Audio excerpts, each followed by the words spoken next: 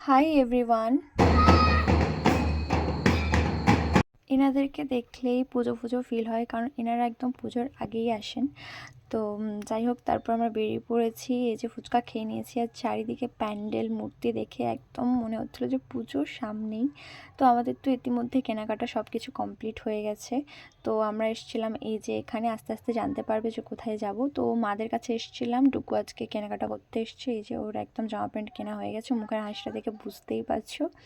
তো আমাদের তো শপিং হয়েই গেছে। আজ কিছু সাজুগুজুর জিনিস নেওয়ার জন্য এসেছি আর কি। বেশিরভাগটাই অনলাইনে কেনা হয়ে গেছে, কয়েকটা জিনিস বাকি ছিল, তো ভাবলাম চলে আসি আর নিই নিই।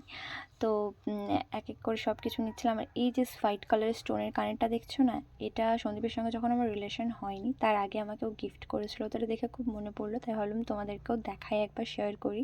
তো এই যে নেওয়া হয়ে গেছে, আর বাড়িতে গিয়ে কিন্তু সব দেখাবো আমি কি কি নিয়েছি।